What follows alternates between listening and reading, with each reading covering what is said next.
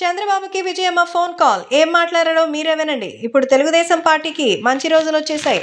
నారా చంద్రబాబు నాయుడు ఏపీకి సీఎంగా మారారు. డిప్యూటీ సీఎంగా పవన్ కళ్యాణ్ ఉండడంతో రాష్ట్రం అంతా చాలా యాక్టివ్గా ముందుకెళ్తోంది. ఈ నేపథ్యంలో వైసీపీ పార్టీకి కనీసం ప్రతిపక్ష హోదా కూడా లేకుండా దిక్కుమాల పరిస్థితిలో ఉంది. ఇక వైఎస్ షర్మిల అయితే కాంగ్రెస్ పార్టీలోకి చేరి పోటీ చేసింది. సో పోటీలో ఓడిపోయినా తన కాంగ్రెస్ పార్టీలోనే కొనసాగుతూ వైసీపీపై తన యొక్క నిరసనను వ్యక్తం చేస్తూనే ఉంది. తన అన్న జగన్మోహన్ రెడ్డికి ఓటు వేయొద్దంటూ ఈ ఎన్నికలలో సంచలనం రేపిన షర్మిల మరి రాజకీయంగా ముందడుగు వేయాలి అంటే ఉండాల్సింది కాంగ్రెస్లో కాదు తెలుగుదేశం పార్టీలో అంటున్నారు మన చంద్రబాబు నాయుడు. ఈ విషయంపైనే మరి విజయమ్మకి ఫోన్ చేశారు.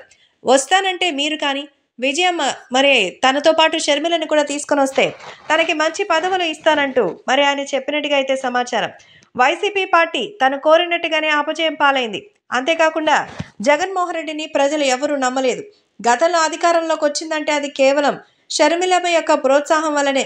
అలాంటి షర్మిలమ్మ ఈరోజు వైసీపీ పార్టీకి ధీటైనటువంటి పోస్టులో ఉండాలి. అదే ఆమె తెలుగుదేశం పార్టీలోకి ఉంటే అఖండ మెజారిటీని ఆమెకు అందించే వాళ్ళమని, అంతేకాకుండా ఆమెకు ఒక మంచి పదవి ఇచ్చి అసెంబ్లీలో కూర్చోబెట్టేవాడినంటూ మన చంద్రబాబు నాయుడు అయితే విజయమ్మకి ఫోన్ చేసి మరీ చెప్పారట. ఈ నేపథ్యంలో విజయమ్మ షర్మిలని తెలుగుదేశం పార్టీలోకి రావడానికి ఒప్పించే ప్రయత్నాలు చేస్తున్నారని కూడా తెలుస్తోంది. మరి ఈ విషయంపై ముందు ముందు ఎలాంటి నిర్ణయాలు తీసుకుంటారో చూడాలి.